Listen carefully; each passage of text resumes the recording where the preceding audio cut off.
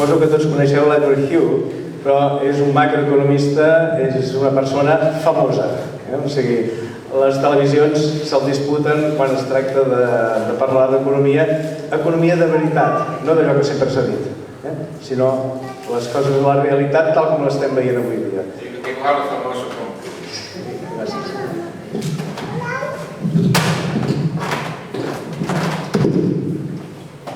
Aviam, necessito 3 voluntaris.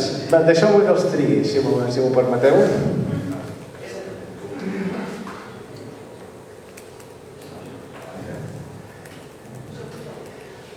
Bueno, vine tu de voluntària, sisplau. Aquest senyor del fons. Jo perquè sapigueu què és això, això és 5 euros. 5 euros. Diner. El fico aquí en aquest sobre perquè d'aquesta manera després quan juguem es veu millor per les càmeres de vídeo. Si no, reconeixeu. Aleshores, us he donat ja aleshores, vosaltres no us coneixeu entre vosaltres. Tu produeixes melmelada, tu ets un bufeter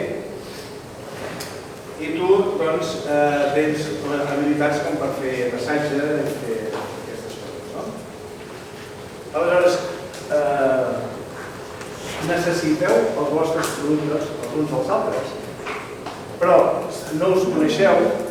I esclar, si ell vol la melmelada, per exemple, doncs tu li donaràs, normalment, què tens, no? I ell no té res. I el mateix passa amb el pa, a tu t'interessa el pa. I en canvi tu tens, estic veient que aquí tens una tensió, t'ho faria de meravella, et deixaria com nou, no? Però no podeu, o sigui, no podeu fer res, esteu cadascú amb el seu producte i no podeu fer res. Què és el que us falta? Diners. Us falta un mitjà d'intercanvi. Aleshores, jo això us ho resolc i amb un li dono, jo faig el banc i li dono un crèdit. Aquí et dono un crèdit de 5 euros. El que sigui, o sigui, del que fas amb això. Llavors, tu el que fas d'això, el que fas amb això, és compres el que volies comprar, volies la melmelada, doncs ara pots anar i li compres... No vull que et quedis als calés, vull que facis servir això com els diners. No es tracta de treure els diners, sinó així d'aquesta manera veiem el transport del diner. I dones amb ella, i ella et dona la melmelada. I aleshores ella què diu? Ara puc comprar el pa, i ara tu què pots fer? Tu què és el que necessites? Li demanes el massatge. I ara ell què pot fer? Li pot tornar el crèdit a la banca. O sigui que de diners, ara hi ha els mateixos diners que hi havia abans, no n'hi ha. Però hi ha hagut el comerç gràcies a l'existència del diner, a la mera existència del diner. Però ara jo us faré un pas següent. Si jo soc un banc i jo dic m'has de pagar els interessos, m'has de pagar, si això eren 5 euros, doncs tu m'has de pagar 50 cèntims d'interessos. No et demano gaire, 50 cèntims. Com els pagues? Paguen-ho. No pots perquè no entens. O sigui, arribem a un absurd. L'interès ens porta a l'absurd que no pots. O sigui, l'única manera que tu paguis a mi és que jo ara faci un crèdit i et doni diners perquè em puguis pagar l'interès. I sobre aquest crèdit et cobraré l'interès. O sigui, després ho veurem, que això ens porta a una situació de dependència total de la societat, en aquest cas és ell, però després serà ells, els hi passarà el mateix, dependència total de la societat de mi, que sóc el que us dona els paperets, total, perquè després no els tornem. Però com que jo sóc qui dona els paperets, tinc el poder total sobre la societat, perquè us porto a un atzucat. impossible de resoldre, degut a l'interès. S'ha entès això d'aquí? S'entén que no poden pagar els interessos perquè l'únic que té els diners soc jo, i si jo els hi dono i els hi cobro un interès, cada vegada hauran de pagar més. S'entén això? Depèn si produeixen més dels ingressos. No, si produeixen més, produirà més marmelada, però no diners, si no li estic donant diners, si no li dono ni marmelada. Si ell no paga tots els 5 euros i no en paga 4, ja li queda un. Especulem. No. A mi al final m'agrada tornar 5. Jo no tinc per què gastar-me tots els diners que tinc. A mi al final, jo li he deixat 5. A mi ell pot guanyar i perdre el que li doni la gana, però al final m'agrada tornar 5. I com que la totalitat de diners que hi ha en circulació són 5, quan me'ls tornin, aquí no en queda cap. O posen en marxa ells una maquineta fraudulenta que jo, com que posseeixo l'exèrcit, de seguida els enviaré, o no hi ha sortida. O sigui, l'interès és un invent absurd. I això és el que voldria que entenguéssim tots. Que funciona molt bé per qui té diners, perquè arribes a la situació tan divertida que sense treballar pots viure. Però això és una cosa que en realitat en la societat, si ho pensem bé, voler viure sense treballar no té cap sentit. I el que hem de fer tots és treballar el correcte. Jo discrepo, però vaja. Un que li agradaria viure sense treballar. Bueno, jo penso que tot ens agradaria. Molt bé, però depèn de què entenguis per treballar. O sigui, si treballar és divertir-se fent feina, aleshores potser tots estarem d'acord en fer-ho. Doncs bé, moltes gràcies. Però ara falta un petit detall, que és que això que jo els hi he donat i que han estat comerciant i que tots això d'aquí en realitat era... Què diu aquí?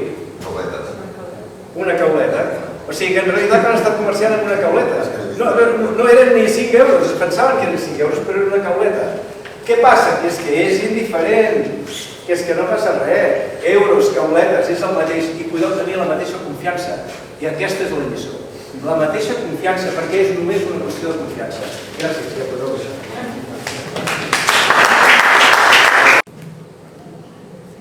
Aquests són experts en moneda que es van reunir l'any passat. Ens vam reunir tots a Vilanova i la Geltrú, experts de tot el món, de Sud-amèrica, de França i d'aquí, i també de la resta d'Espanya. Gairebé cada una d'aquestes persones, o potser cada dues, estan portant alguna moneda de tipus social. Sí, perquè veieu que realment hi ha molt de moviment. I això no l'any passat, aquest any molt més. El Pep Lluís, que parlarà després, i un servidor, hem estat a Holanda amb un altre congrés que hi ha hagut aquest any i també un congrés internacional molt important i molt interessant. Llavors, de què és del que estem parlant, no? Hi ha 3 grans problemes en la societat actual. El primer és que únicament el sistema bancari pot crear diners i els adjudica el seu criteri. El segon problema és que presta amb un interès que és impossible de pagar. Això ja ho hem vist, això ja s'ha entès, oi? Que l'interès és una cosa que ens porta a un atzucac. I en tercer lloc, que els bancs no reciclen els nostres euros cap a l'economia local. De fet, no sabem què en fan. Per nosaltres és un misteri, per ells sabran què en fan, però nosaltres no ho sabem. La solució són les monedes socials i ho provarem. Aquest primer problema, que només el sistema bancari pot crear euros, representa que això que és el banc, això és, algú sap qui és això, que és l'edifici del Banc Central Europeu. És el vell perquè ara estan fent el nou, que es veu que han d'anar ampliant tota l'estona. El gran disbarat va ser a l'any 98 la sessió de sobirania monetària que va fer el govern d'Aznar, vicepresidents el Rato i el Rajoy, que els coneixeu segurament a tots dos. O sigui, tots tres van cedir la sobirania econòmica, sobirania monetària d'Espanya al Banc Central Europeu, sense cap contrapartida. O sigui, escolta, i què passarà si després va malament? No, és que segur que anirà bé. Per què vols pensar si anirà bé? Segur que anirà bé. Els anglesos, que són bastant més murris, van dir, nosaltres no hi entrem. En aquest invent no ens hi espereu perquè no hi entrarem. Avui s'entén el per què Anglaterra no volia entrar i per què Gran Bretanya no volia entrar-hi. Avui s'entén. Això va ser un suïcidi econòmic pel diferencial de productivitat amb Alemanya. Era inevitable Alguns vam escriure en els diaris, en el diari Avui, que passaria, que al cap de 10 anys seria insostenible el diferencial aquest entre Alemanya i Espanya. I per tant preveien, i ho vam escriure, puc dir-ho perquè ho vam escriure en diversos articles en el diari, que la situació seria insostenible al cap de 10 anys de començar això. I ha sigut així. O sigui, va començar l'euro el 2002 i som al 2013 i ja veieu com estem. El Rajoy, ara, president del govern, ha de pidolar diners, però és culpa d'ell. Va ser ell qui la va fer. Ell ja pot dir que fue Zapatero, però va ser ell, Aznar i companyia. I a mi m'és igual el color polític dels dirigents. Crec que tots ho fan malament. I no a mala fe. Crec que hi ha problemes aquí. Un no s'atreveix a dir d'incompetència, sinó que estem acostumats tots a un sistema de fer les coses, a un sistema econòmic que simplement no funciona, que va malament. En canvi, durant la guerra, per exemple, inclús el Consell Municipal de Vilanova i la Geltrú feia diners. O sigui, fer diners no és cap problema, no necessites un banc central europeu per fer diners. Problema número 2, que el sistema bancari s'ho queda tot per la via de l'interès. Això queda bastant evident si imaginem una Catalunya independent, però pots pensar en qualsevol país. Una Catalunya independent el dia 1. Hi ha un sistema bancari, el poble, el govern, les empreses, aquests són tots nosaltres produïm aproximadament 200.000 milions d'euros a l'any. Per poder produir això és la situació d'aquests 3 persones que tenim aquí. Algú els hi ha de donar diners perquè puguin comerciar, si no, no funciona res. Estem d'acord? Això, si el diner gira, per exemple, 4 vegades a l'any, voldrà dir que com a mínim necessitem 50.000 milions d'euros de circulant. I el sistema bancari ens dona un crèdit en el tipus mitjà que està aplicant ara a la societat, que ve a ser del 7%, o si és el 5% més igual, el tipus que vulgueu. Si és l'1% més igual, arribem a la mateixa situació. Què passa al cap d'un any? Al cap d'un any hauríem de tornar, el sistema bancari ens diria, escolta, aquest any m'has de tornar el crèdit. Bueno, no, perquè era un crèdit a 10 anys. Ah, d'acord, doncs paga'm només els interessos. Haig de pagar 3.500 milions d'euros d'interessos. Com a societat, com a tota la societat, en el sistema bancari. Clar, passa el mateix que li passava abans a la persona que havia rebut el crèdit, que diu, escolta, jo, si et pago això, em quedo sense diners aquí, els diners els tinc entrampats en el sistema, no podem fer-ho. Bueno, no et preocupis, jo et faig un nou crèdit de 3.500 milions d'euros que et permet pagar-me aquests interessos. Ah, que bé, moltes gràcies, moltes gràcies. Passa un altre any i ara els interessos han de ser de 3.745, perquè, esclar, ha augmentat el nivell del crèdit. Bueno, un nou crèdit, no hi ha problema. Amb un nou crèdit tu podràs pagar aquests interessos. No hi ha cap problema. Vale, perfecte. En aquests moments l'endeutament de la societat al terme del segon any és de 57.245 milions d'euros. Si puc interrompre un segon. Sí. Perquè la gent entengui. Això és precisament el que està passant amb la Generalitat ara mateix. Exactament. Ara mateix. Llavors, és per això que cada any haurà menys possibilitat de fer serveis i prestacions socials, perquè cada any estaran pagant més interessos per més deute. Exacte. Això passa amb la Generalitat, com diu l'Edward, però passa amb tots els països del món. O sigui, no hi ha cap país que no estigui endeutat. Perquè, bueno, ara en parlarem. És possible que Andorra, per exemple, no estigui endeutat, però ara parlarem de la situació de les societats que coneixem i sobretot en les quals ens trobem. Hem vist això, però seguim i al cap de 10 anys, com que el 7% de qualsevol capital en 10 anys és exactament, l'interès és igual al capital. Per tant, ja s'ha doblat. Als 10 anys ens trobem amb un deute que és de 100.000 milions d'euros, que ja és el 50% del PIB. Clar, aleshores, el sistema bancari ens comença a renyar. a dir, vosaltres és que sou una desgràcia, és que cada vegada ens deveu més calés, és que es va inflant el crèdit, es va inflant el deute, i es va inflant el deute, i com ho fareu per pagar això? I aleshores aquí, gran desesperació, com ens ho farem per tornar al deute? I ningú es fixa en el petit detall de que aquests produeixen 200.000 milions d'euros a l'any i aquests no produeixen absolutament res, però tenen dret, no se sap per què, però tenen dret en aquests 100.000 milions d'euros que a ells no els ha costat res de fer, perquè són simples números. O sigui, van crear 50.000 milions d'euros de números i ara els hi devem 100.000 milions d'euros de números. Però, si ens els exigeixen, es poden començar a quedar, doncs ara em quedo això, ara em quedo això altre, ara em quedo això altre, ara em quedo això altre. Tinc dret a embargar això, tinc dret a embargar això altre. Això és una salvatjada. Però és una salvatjada legal i tolerada per tothom perquè sembla que la gent estigui cega. Aquest camí només ens pot portar que tard o d'hora el sistema financer s'ho quedi tot. I és el que s'està veient. Tu vas mirant el percentatge a cada país del que va sent el sistema financer sobre el total del país i va creixent, i va creixent, i va creixent. I la gent diu, com és això? Com és això? Ostres, dius, mireu-s'ho.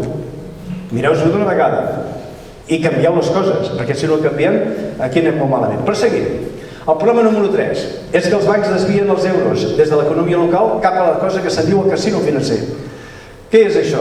Doncs si jo tinc a la meva ciutat, faig una compra de 100 euros i el botiguer, un home molt ordenat, doncs va i ho porta al banc, no? I aleshores el banc reinverteix. Estadísticament es comprova que del sistema bancari 2% es reinverteix en la pròpia ciutat i el 98% va a parar al que podríem dir-ne el casino financer. Jo et dic el casino financer d'una manera una mica despectiva i que em perdonin els que estiguin aquí, que segurament són gent molt honorable i que pensen que ho estan fent molt bé, però, esclar, hi ha inversions que donen molt més que les inversions que es puguin fer a la meva ciutat. Una inversió en armament segurament rendeix molt més, les inversions a les farmacèutiques, en el petroli, tot això rendeix molt més.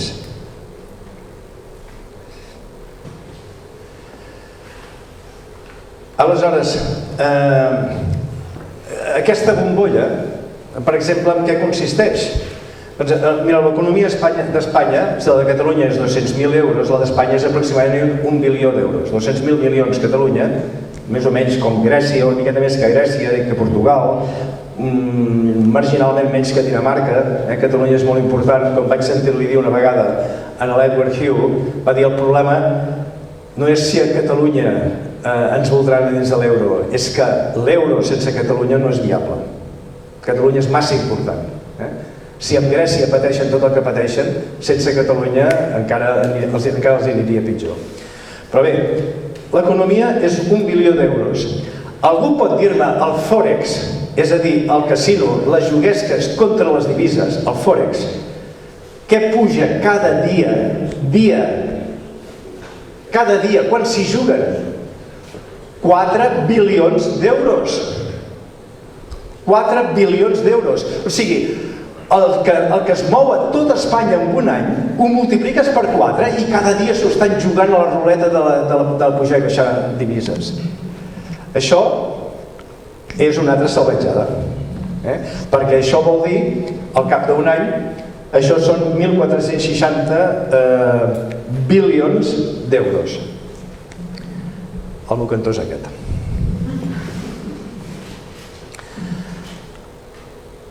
Clar, aquestes bombolles són molt dolentes, especialment quan especules amb els habitatges i després la gent no poden pagar l'habitatge. Això és molt dolent, però hi ha coses pitjors. Els bancs americans van rebre, quan va haver-hi la crisi a Amèrica, van rebre un primer préstec, diríem, de 750.000 milions de dòlars americans. 750 billion US dollars. Al cap de 2 anys els bancs grans havien tornat aquests diners. I molta gent pensava, hem fet bé i el sistema bancari és molt eficient, molt eficient. Els hi hem deixat 750.000 milions i els han tornat als grans bancs. Els bancs petits no van poder, però els grans bancs sí. Com s'ho havien fet? Doncs jo no us ho explicaré, us ho explicareu vosaltres mateixos. Jo us dic que al mateix temps, en aquelles dates, de cop i volta, els preus dels aliments que eren aquests es van més que triplicar a tot el món. Més que triplicar. Jo diria que aquests diners van anar a parar a especular amb els aliments. I després, esclar, augmenten els preus i després els venen i amb els beneficis tornen al capital i segur que encara es van ficar alguna cosa a la butxaca, perquè és el que passa amb les bombolles. Això, encara avui el preu dels aliments no ha tornat en el nivell que tenia abans de la crisi. Fixeu-vos que és pràcticament el doble del preu dels aliments. Ara, havia arribat a ser moltíssim més i en aquest punt molta gent va morir de fam. Les estimacions de l'organització, la FAO, i el Departament dels Estats Units per l'Alimentació, és que entre 75 i 160 milions de persones van ser llançats a la fam o la pobresa. Això és l'efecte de les bombolles. Això és l'efecte d'un sistema bancari desbocat, completament desbocat. Bé, això són inferències. Jo no sé del cert que això sigui així. Cadascú que pensi el que vulgui. Jo presento les dades i que cadascú pensi el que vulgui. La solució és el canvi tranquil per les monedes socials. No cal que fem la revolució, perquè a més, com us estava dient, per mi tothom és bo i tothom va de bona fe. Tothom fa el que creu en cada moment que és millor. Des del president del govern fins a l'últim escombriaire, tothom fa el que intenta, el que pensa que en aquell moment ha de fer. Però el sistema és pervers, lamentablement. Si tenim moneda social, per exemple 100 cauletes, jo sé que si les gasto a la meva ciutat, aquestes cauletes aniran circulant i no se'n van ni al banc ni a la bombolla.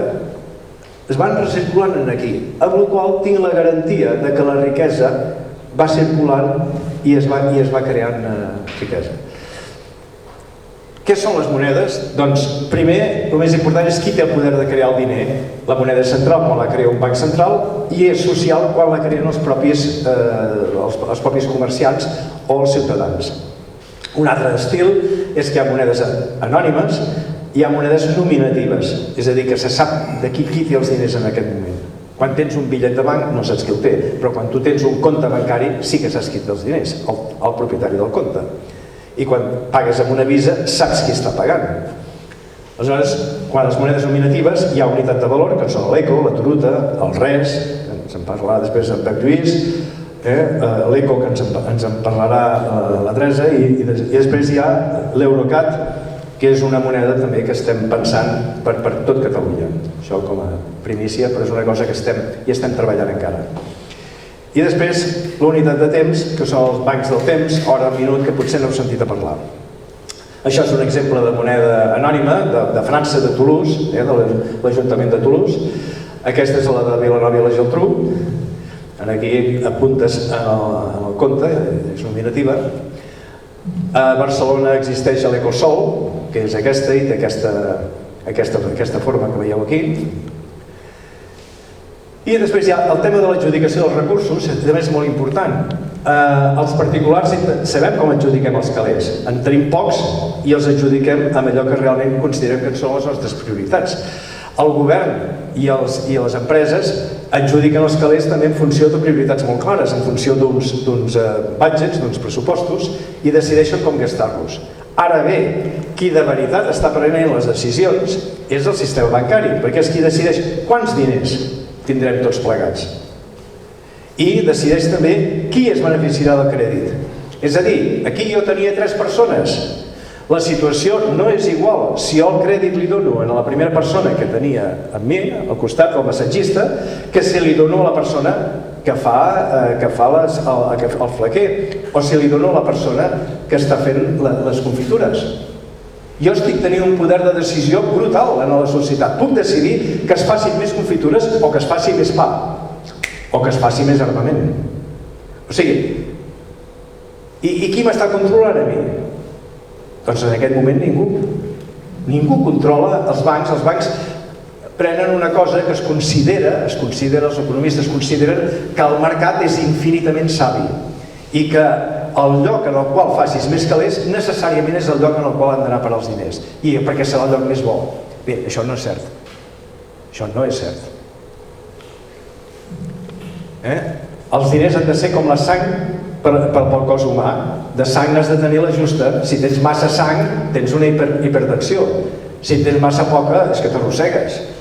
Doncs la situació actual és que tenim massa poca sang en el cos, però tan poca que aleshores ens diuen no n'hi ha prou, però si et talles un braç, aleshores sí que amb la sang que tindràs potser aniràs passant, no? I després, no, escolta, encara hi ha poca sang, t'has de tallar els 2 braços. Home, potser que fem una transfusió, no? En comptes d'anar tallant braços, però no, les transfusions estan prohibides. És sacrosant el tema. Més diners, de què esteu parlant? Sistemes de finançament. La comunitat ha de poder decidir quins projectes mereixen tirar endavant, quins projectes mereixen diner. I però no ho podem decidir en aquests moments.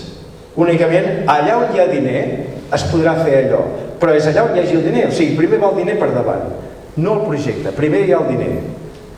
I la rendibilitat esperable d'un determinat projecte.